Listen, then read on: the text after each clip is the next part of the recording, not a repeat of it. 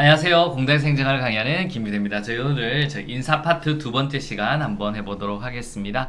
자, 68번부터 갈게요. 고충심사 제도는 징계 처분과 같이 의사에 반하는 불이익한 처분을 받은 공무원이 이에 불복하여 이를 제기할 때 이를 심사는 결정하는 절차이다. O요, X요? X 되겠습니다. 신부상 불이익이나 부작이죠. 이건 소청심사 제도라고 보시면 되겠고요.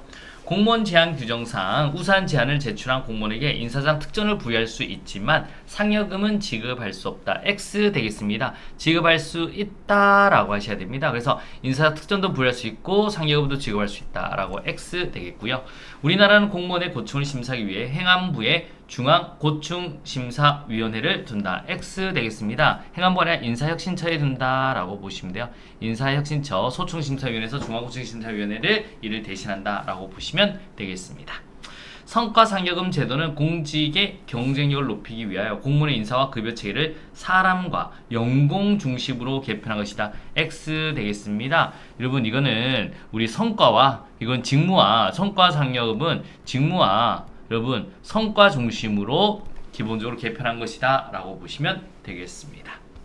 자, 유형근무제 갑니다. 72번 가보도록 할게요. 유형근무제는 공무원의 근무 방식과 형태를 개인 업무 기간 특성에 따라 선택할 수 있는 제도이다. 맞습니다. 딩동댕동. 그래서 유형근무제는 시간 선택제, 전환근무제, 탄력근무제 포함되고 원격근무제도 포함된다 라고 하셔야 돼요. 포함된다 라고 보시면 되겠습니다. 포함된다. 시간 근무제는 전일제 근무 시간을 지키되 근무 시간 근무일수를 자율 조정할 수 있는 제도다. 여러분 이거는 X 되겠습니다. 이게 뭐냐면 탄력 근무제 되겠습니다. 탄력 근무제. 탄력 근무제가 전일제 근무 시간을 지키되 40시간 지키되 근무 시간 근무일수를 자율 조정할 수 있다라고 보시면 되고요. 탄력 근무제의 한 유형으로서 1일 8시간에 구애받지 않고 주 3.5, 4일 근무하는 유형은 재량 근무형에 해당된다. X 되겠습니다. 집약근무형 되겠습니다. 집약근무형 되겠습니다. 자, 재량근무제는 직장 이외 장소에서 정보통신망을 이용해서 근무한 제도다. O요, X요? X 되겠습니다. 이게 바로 원격근무제 되겠습니다. 원격근무제. 원격근무제는 17번 재택근무형과 재량근무형으로 분류된다. X 되겠습니다. 재택근무형과 스마트워크 근무형 되겠습니다. 스마트워크 근무형으로 구분된다라고 하시면 되겠고요. 심각한 번임이 예상되는 업무라도 온라인 원격 근무를 할 수 있다. X 되겠습니다. 심각한 번임이 예상되는 업무에는 원격 근무를 할 수 없다라고 하셔야 됩니다. 재량근무자의 재택근무에도 시간의 근무수당의 실적분과 정액분을 모두 지급해야 된다. X 되겠습니다.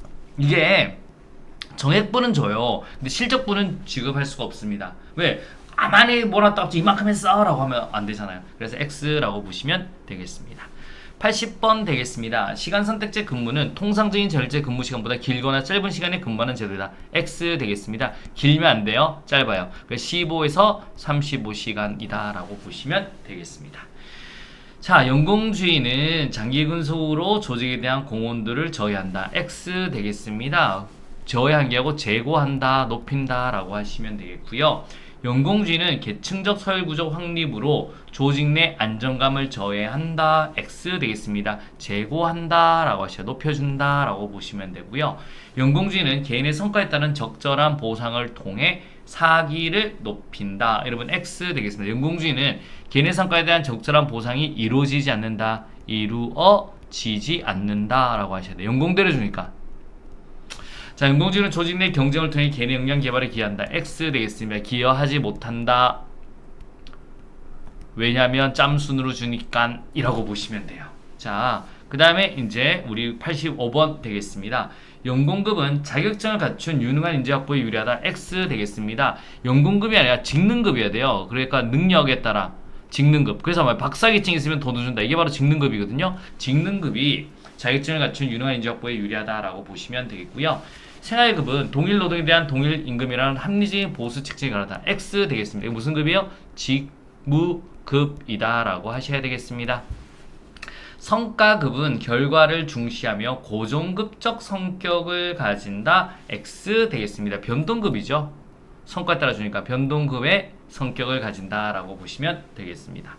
연공급은 근속연수를 기준으로 하기 때문에 전문기술 확보에 유리하다. X 되겠습니다. 불리하다라고 보시면 돼요.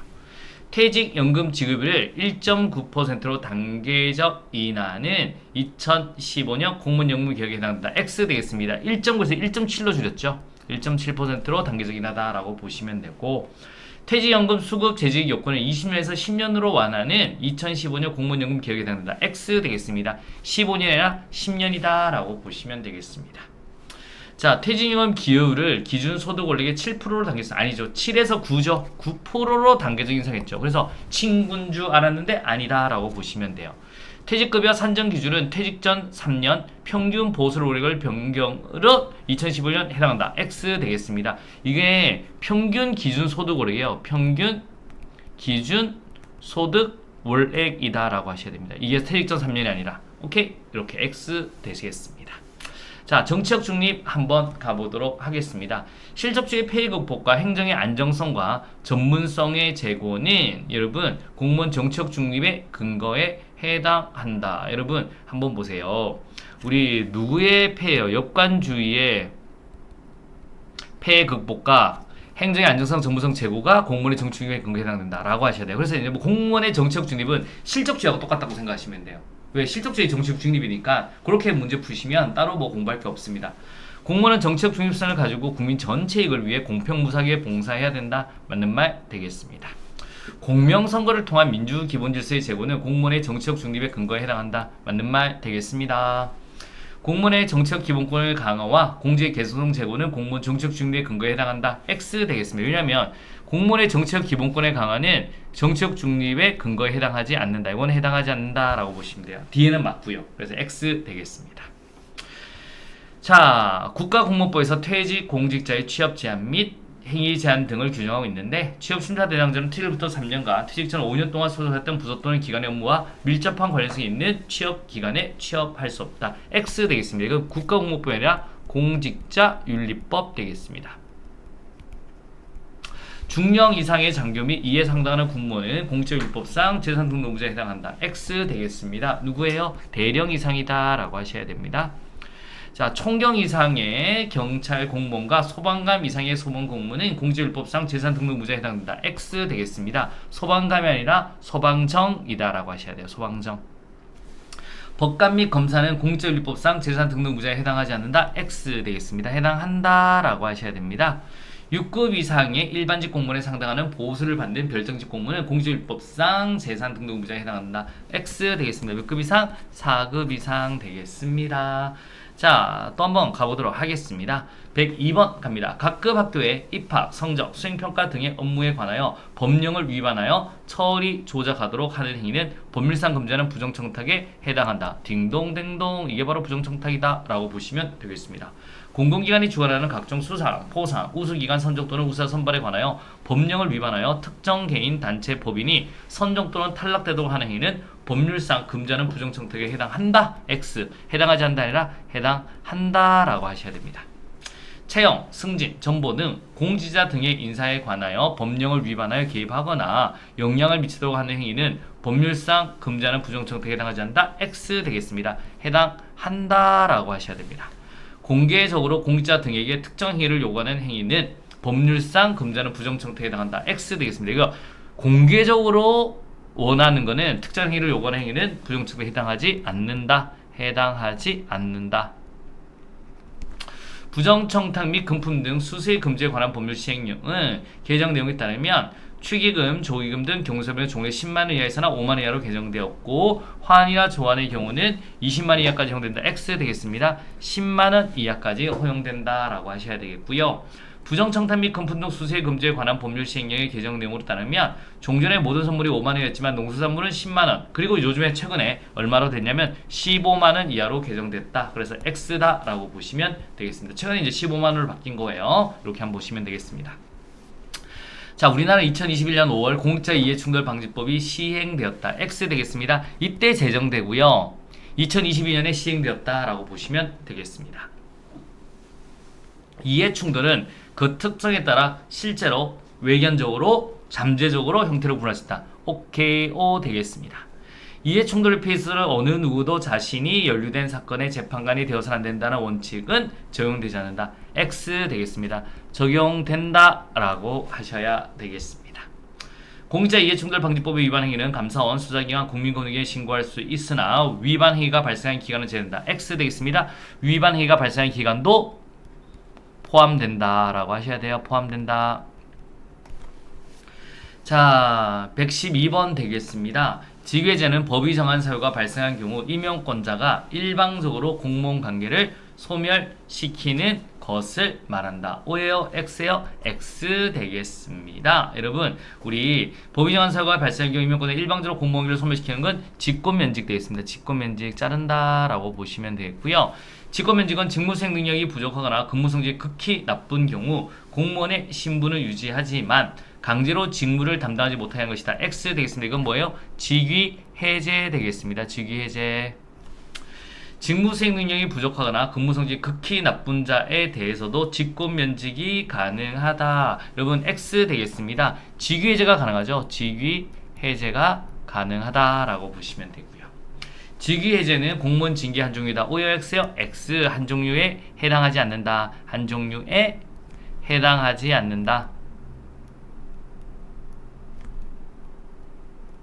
직위해제 처분을 받은 공무원은 잠정적으로 공무원 신분이 상실된다. X 상실되지 않는다. 공무원은 맞아요. 일을 못 맡아서 그렇지 않는다. 직위해제 사유가 소멸된 경우 임용권자는 인사위원회 심의를 거쳐 1개월 이내에 직위를 부여된다. X 되겠습니다. 지체 없이 1개월이 아니라 지체 없이 직위를 부여해야 된다라고 보시면 되겠고요. 직권면직은 법률상 징계의 종류로 규정되어 있다. X 되겠습니다. 규정되어 있지 않다라고 하셔야 돼요. 있지 않다. 자, 임용권자는 직무수행 능력 부족을 이유로 직위해제를 받은 공무원이 직위해제 기간에 능력의 향상을 기대하기 어렵다고 인정된다고 하더라도 직권면직을 통해 공무원의 신분을 박탈할 수 없다. X 되겠습니다. 그러니까 우리 직무수행이 부족하다고 직위해제를 받았어요. 직위해제 기간에 능력 향상을 기대할 수 없다고 인정되면요, 직권면직을 통해 공무원 신분을 박탈할 수 있다라고 하셔야 돼요. 아시겠습니까? 자를 수 있습니다. 임용권자는 사정에 따라서 공무원 본인의 의사에 반하여 휴직을 명할 수 없다. X 명하여야 한다 라고 합니다. 직권휴직은요, 명하여야 한다. 당연퇴직은 법이 정한 사유가 발생한 경우 별도의 처분으로 공무원 관계가 소멸된 것을 말한다. 아니죠. 별도의 처분 없이 그냥 공무원에게 소멸된다라고 보시면 되겠습니다. 강임은 한계가 아래로 직급을 내린 것으로 징계 종류 중 하나이다. X 되겠습니다. 강임은 아니고 강등이 징계죠. 강등이 징계 종류 중 하나다라고 보시면 되겠습니다. 자, 여기까지 이제 우리 인사 끝났고요. 다음 시간에는 우리 재무 들어가도록 하겠습니다. 자, 굉장히 고생하셨습니다.